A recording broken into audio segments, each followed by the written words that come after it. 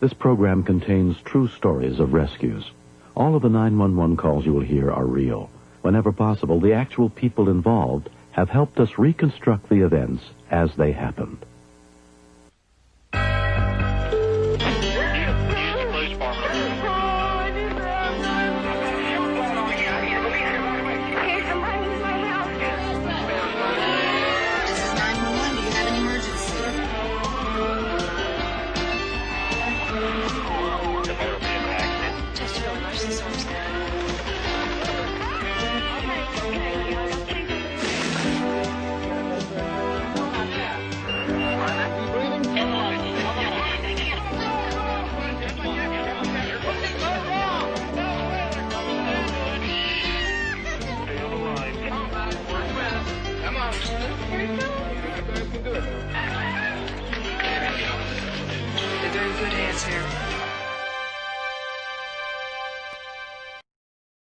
That warning at any minute of the day.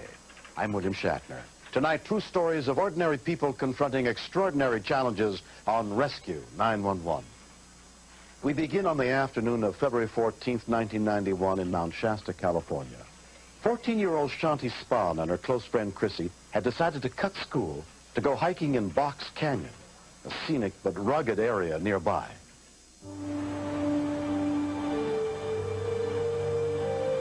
Box Canyon is vertical walls of up to 100 feet and more. It's a very dangerous place. Me and Chrissy left school and found this trail and decided that we'd try to get to the bottom. There was a nice little river. We could just go sit there and just talk. Chrissy, I don't know how to do this. We kept walking, and it seemed like a long time. And we didn't have any problems until we got to this area where there was just really big rocks, and there was nowhere else to go.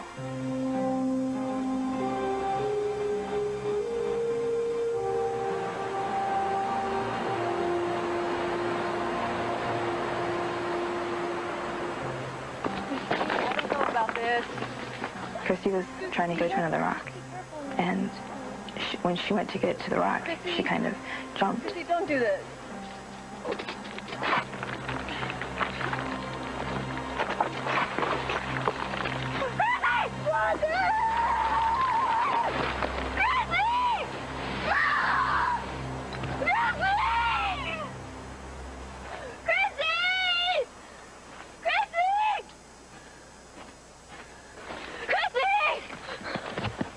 The whole time, I was calling her name to make sure she could hear me.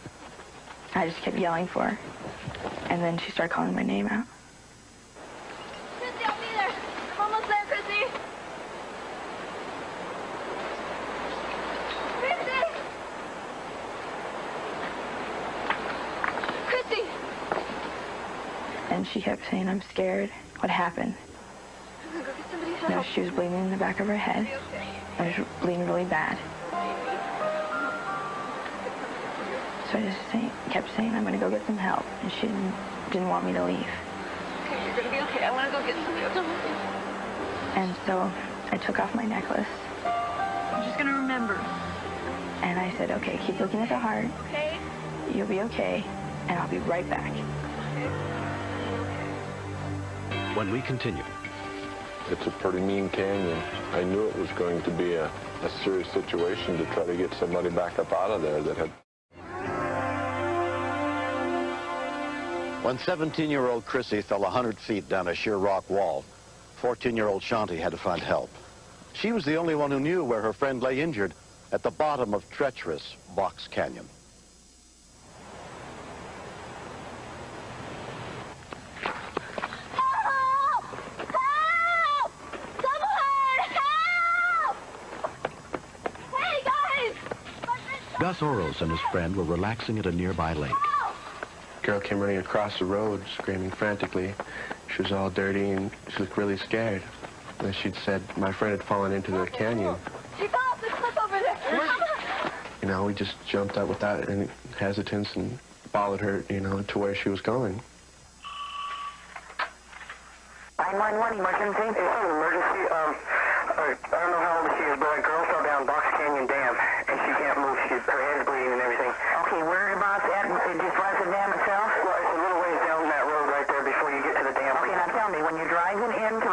Dam, a little road that goes across the bridge itself. Where is she from there? She's on the north side of the dam. Down the road on the left. She's on the north side of the dam. Yes. Rescue workers were immediately dispatched to the scene. Shanti stayed at the top of the canyon to show the rescuers where Chrissy had fallen. There was like silence there for maybe about 5 minutes. It felt like a really long time. You know, just like a lonely feeling. It's like being the only two people on the earth. Anyone? 2823, I'll need a vertical rescue team to respond to back Box Canyon Dam. We have a woman... Phil Sousa, an 18-year member of the Mount Shasta Volunteer Fire Department, was at work when word of the accident came over his pager. It's a pretty mean canyon, and I knew it was going to be a serious situation to try to get somebody back up out of there that had fallen. Within 5 minutes of the call, a unit trained in mountain rescue arrived at the rim of the canyon, led by Fire Chief Joe Spini. I started coordinating a vertical rescue. They're working in an area where it's an unstable situation. It appeared to be about a 100-foot drop. I was concerned for the safety of the firefighters.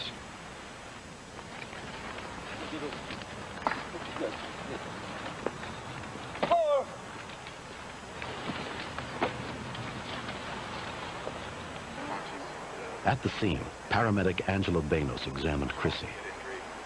I was concerned that she might have a spinal injury also, and the wrong move at any time could sever the spinal cord and cause paralysis. Chrissy? I requested a helicopter be dispatched to give us another option. One of my volunteers, Warren Brooks, came up and approached me and said, "Joe, we think that's Phil's daughter." I wasn't sure how Phil was going to react, because if it was his daughter, it was going to be a traumatic situation. I went to the fire chief to find out what he wanted me to do.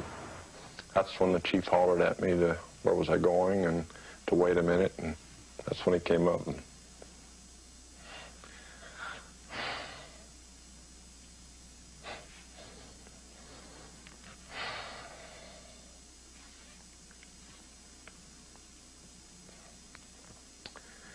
he grabbed me by the arm and said, "Phil, we think it's your daughter." Phil has been in the fire department for a long time, but when it involves one of your own children, it's a different situation. All of a sudden, having to tell you that we think it's your kid in one of the worst situations that you've witnessed in the 18 years that I've been in the department. It's a real scary situation. Hang on, all right, listen. And I told him, I said, "Joe, I have to go down there. I don't know if I'll make it, but I gotta go down."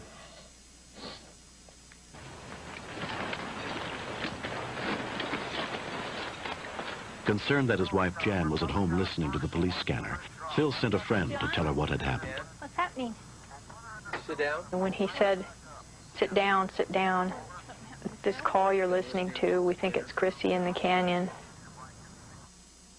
It almost was unbelievable. I almost couldn't picture it. Part of me kept saying, no, it can't be. She's at school. It's like I denied that it really was her, I think. I just couldn't imagine the condition she could have been in. The Mercy Hospital air ambulance arrived within 25 minutes, piloted by Bruce Rickey. Extremely dangerous in a vertical rescue situation where they would have to use ropes and a litter to bring her up a rock face. Dangerous to not only the victim in the litter, but to the rescuers that are performing that.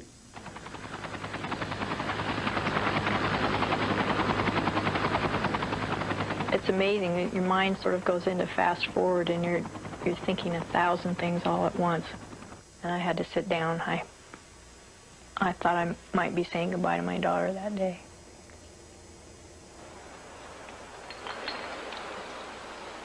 Once we got down into the bottom of the canyon, actually see her. We made eye contact. Well, she just immediately started crying. She was saying, "Dad, I'm sorry."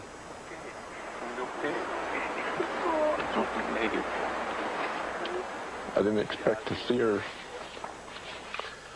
all her arms and legs intact.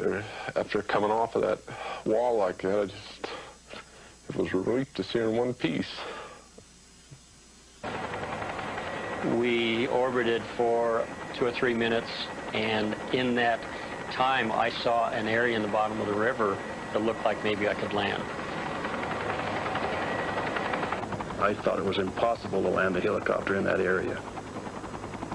He could get in trouble going down. One of the blades could hit the left or the right side of the edges, and then you could have a crash, and you have firefighters at the bottom that would be involved in the same area of the crash. In a situation like that, the crew becomes real critical to the pilot. 6 pair of eyes work a lot better than 2. So they know now that they're not medical right then, they're flight crew.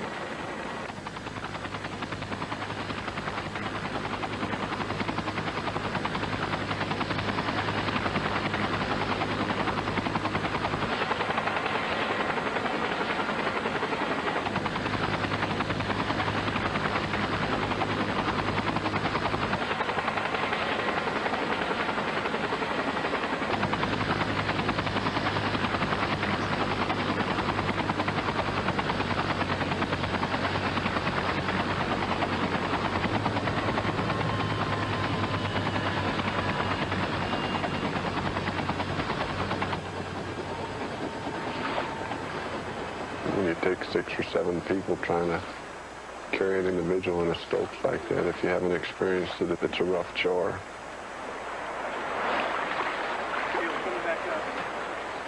When we finally got her loaded into the helicopter,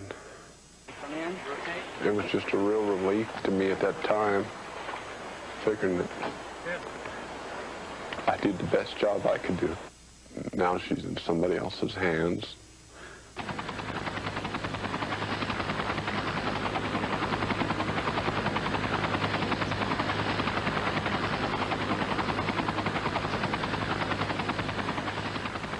I felt this giant weight of relief when she was carried off. That was a very stirring thing to see them do this miracle for my daughter. I'm not real religious, but I felt almost as if angels had come and carried her off. Chrissy Souza was treated for a fractured skull, broken leg, and numerous cuts and bruises. But miraculously, there was no spinal injury. 5 months later, she has completely recovered. After that fall and everything, I never thought that I would come out of it. Yeah. What part are you going to? I guess I figured maybe I'd be in a wheelchair or somehow severely damaged. Just at the moment of falling, you don't think about even surviving it, I guess. The heart of... I thought it changed our friendship at first, but we had like this bond type thing where, I mean, everyone knew and you could just like see, kind of tell that we had shared something that you just can't forget. Oh, here. I think it's a miracle that she even came up out of the canyon. I feel reassured that the world is a pretty special place, that people really are basically very wonderful to you in your time of need. I'm real glad that my dad went down there. It's got to be real difficult for him. And I'm sorry that he had to go through that, but I'm real glad that he helped me out, you know. But a situation like this really makes you feel how precious life is and how much more time you'd like to spend with them. It could have been a real disaster.